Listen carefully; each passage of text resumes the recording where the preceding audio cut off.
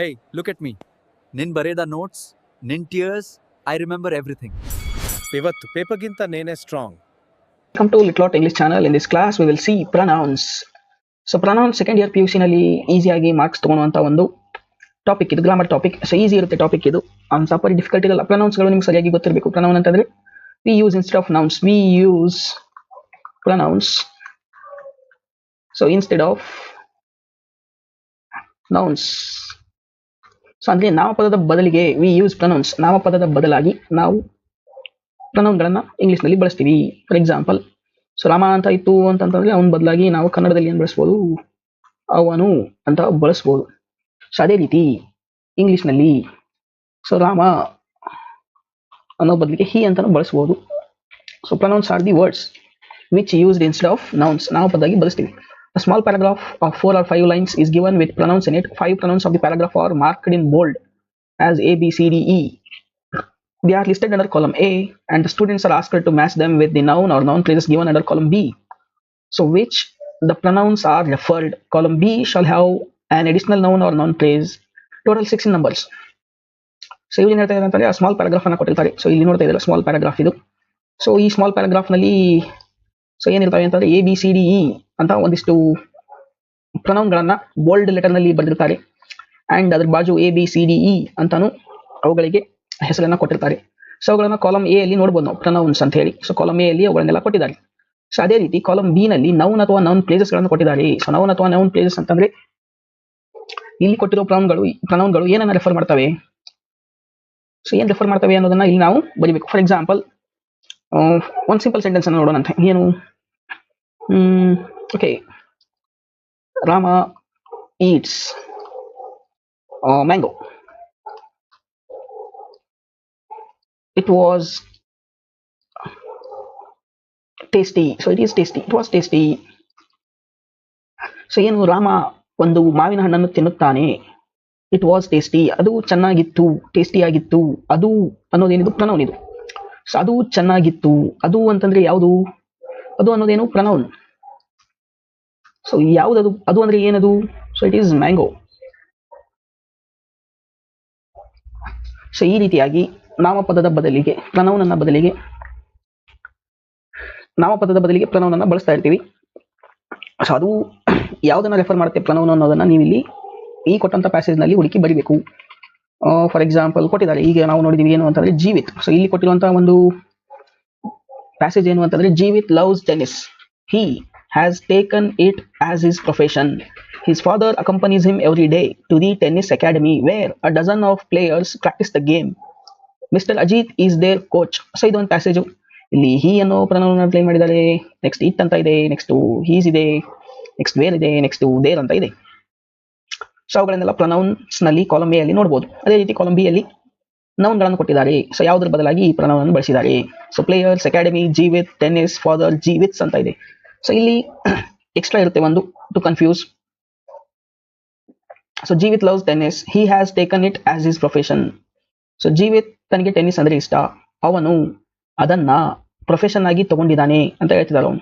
So he ಅವನು ಅಂದ್ರೆ ಯಾರು, ಇಲ್ಲಿ ಅವನು ಅಂದ್ರೆ ಯಾರು, ಅವನು ಅಂದ್ರೆ ಜೀವಿತ್. ಸೊ ಹಿ ಅಂದ್ರೆ ಯಾರು, ಜೀವಿತ್. ಸೊ ನೆಕ್ಸ್ಟ್ ಇಟ್, ಅದನ್ನ ವೃತ್ತಿಯನ್ನಾಗಿ ತಗೊಂಡಿದ್ದಾನೆ. ಅದನ್ನ ಅಂದ್ರೆ ಯಾವುದನ್ನ ತಗೊಂಡಿದ್ದಾನೆ ಅವನು ವೃತ್ತಿಯಾಗಿ, ಟೆನ್ನಿಸ್ ಅನ್ನ. His father accompanies him every day to the tennis academy. So his father, ಅವನ ತಂದೆ, accompanies him every day to the tennis academy. ಅವ್ರ ತಂದೆ ದಿನಾಲೂ ಅವನನ್ನ ಟೆನ್ನಿಸ್ ಅಕಾಡೆಮಿ ಕರ್ಕೊಂಡು ಹೋಗ್ತಾ ಇದ್ರಂತೆ. ಸೊ ಅವನ ಅಂದ್ರೆ ಯಾರ ತಂದೆ, ಜೀವಿತನ ತಂದೆ ಅಂತ ಆಗ್ಬೇಕು. ಸೊ ಜೀವಿತನ ತಂದೆ ಅನ್ಲಿಕ್ಕೆ ಏನಾದ್ರು ಶಬ್ದ ಇದೆಯಾ, ಇದೆ, ಜೀವಿತ್ಸ್ ಅಪಾಸ್ಟ್ರೋಫಿಯಸ್. ಸೊ ಜೀವಿತನ ತಂದೆ. Next where a dozen of players practice the game. Where a dozen of players practice the game.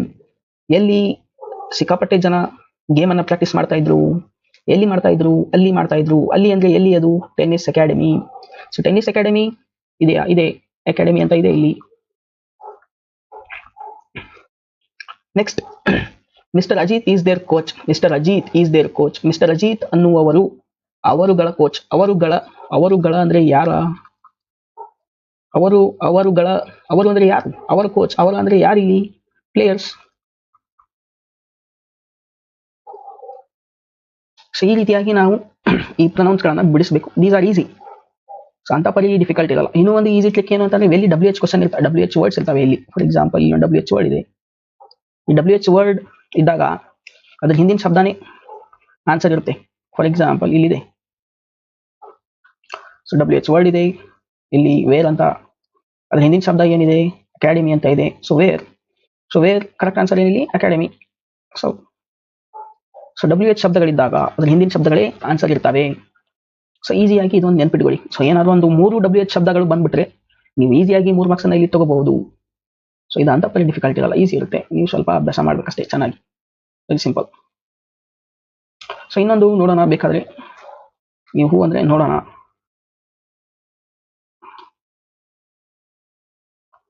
So ಯಾವುದು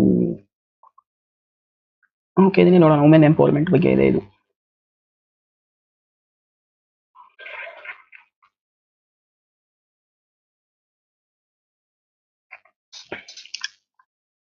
So women empowerment is the art of giving power to women.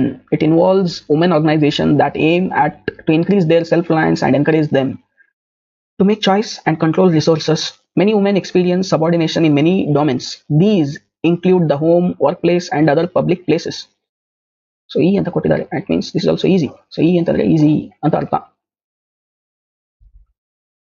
So women empowerment ಇಲ್ಲಿ ಕೊಟ್ಟಂತ pronounce ಗಳು it ಅನ್ನು underline ಮಾಡಿದ್ದಾರೆ. Next that, next there, other next them, ಅದಾದ್ಮೇಲೆ these.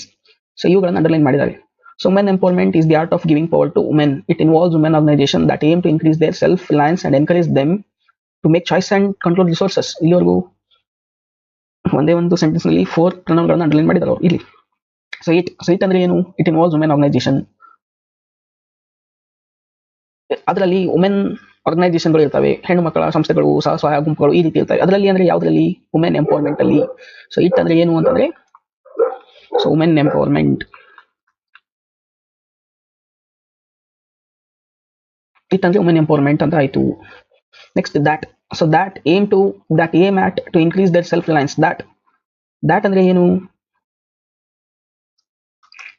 So women organisations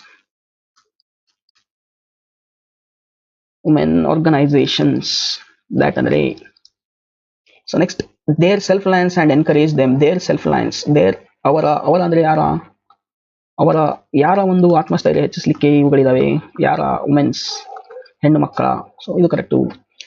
self Reliance and encourage them, ಅವರಿಗೆ encourage ಮಾಡ್ಲಿಕ್ಕೆ, ಅವರನ್ನ encourage ಮಾಡ್ಲಿಕ್ಕೆ. ಸೊ ಅವರನ್ನ ಅಂದ್ರೆ ಯಾರನ್ನ? ಮೆನ್ ಅಂತ ಅರ್ಥ. ನೆಕ್ಸ್ಟ್